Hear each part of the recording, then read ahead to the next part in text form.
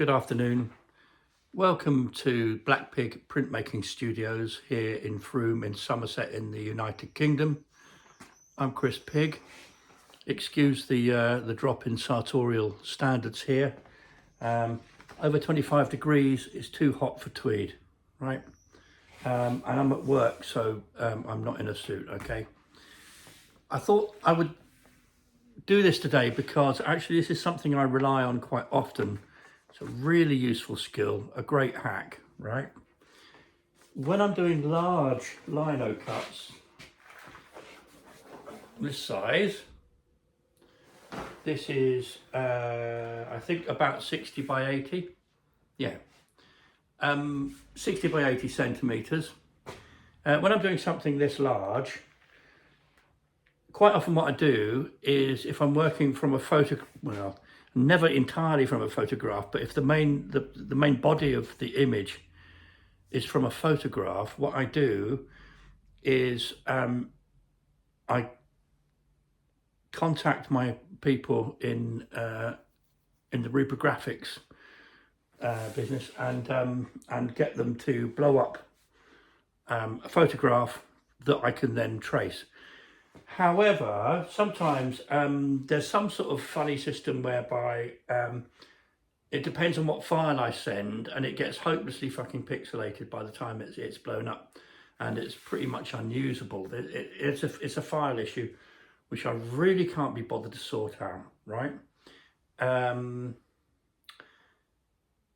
problem is with working with photographs, right, for starters, is that sometimes your end result, if it has even the slightest whiff of being a transcription of a photograph, then it doesn't work, because we've got things called cameras who take photographs. So if you want a photograph of something, take a photograph. What I do is something a lot more involved and a lot more, I don't know, beautiful, I don't know, but it's got much more personality and much more human interaction that I'm confident AI will never really get close to. I don't think it will. It's very clever, but it will never reproduce the soul that is involved in manual manipulation, right?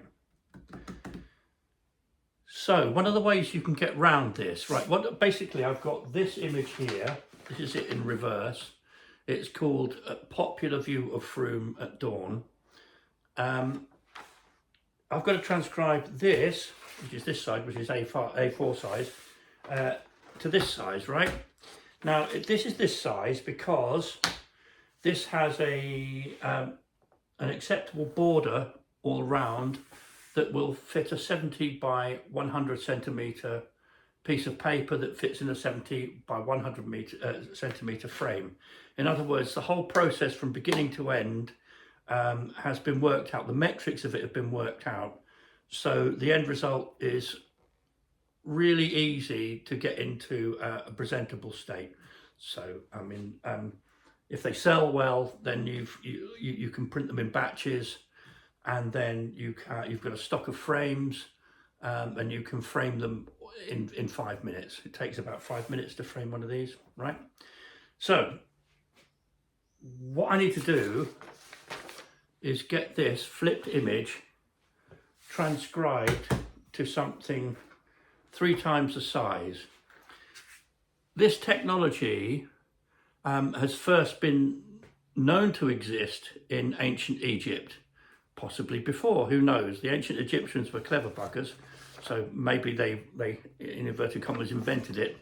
Either way, gridding up, as it's known, is still a legitimate way of working. A friend of mine, Nicola Wallace, she grids up, but she grids up about sort of like 5 squares or something. So there's an enormous amount more covered in one square that she does than I do. She's braver than me, I think, better draftsman.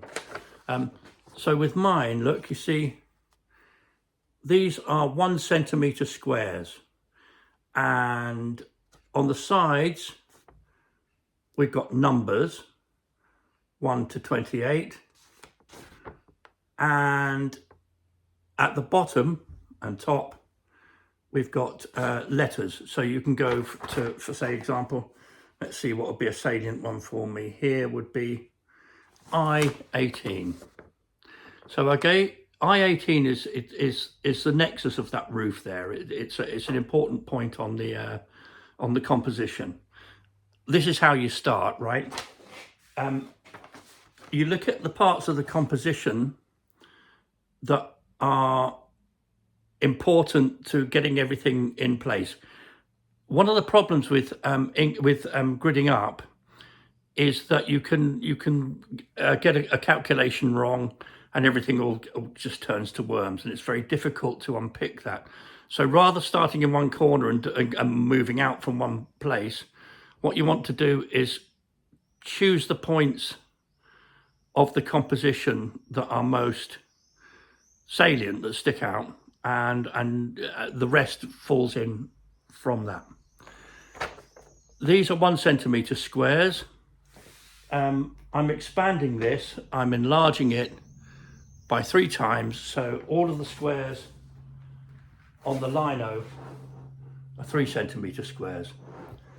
It's dead easy once you get the hang of it, and the point is that each individual square hasn't got that much of the composition in it, so you can copy it from that.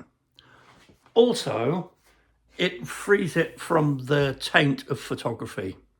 The taint of photography, that sounds terrible, doesn't it? But it really does look bad when you can see somebody's just copied a photograph. It's an amateur thing, something that we need to avoid. Leave photography to the photographers, okay? This is going to take me a couple of days. It's all right. It's like doing a 1,000-piece jigsaw puzzle, or something that people who enjoy leisure pursuits would waste their time with. So yeah, it's the same for me, but it's got a practical end to it. Okay, so that's gridding up for you. I wish you the best of luck with it. Oh, another thing before I leave is when you get, this is good for mojo management actually. One of the problems that we all have, at least certainly myself and most of the people who use the studio have, is we get bored with design development because it's just drawing and painting it in, blah, blah, blah, blah, blah, blah, blah, for sometimes days, sometimes even weeks, right? Because we're professionals and it takes a bloody long time to get it right. So sometimes what I'll do is as I'm working on one area drawing it and one area is finished, if I get tired of the process of the drawing, I'll go to another part of the composition and start cutting to cheer myself up. I recommend it actually, just to vary your activities so that you keep your mojo in good condition. All right, saying goodbye from Black Pig in the heat.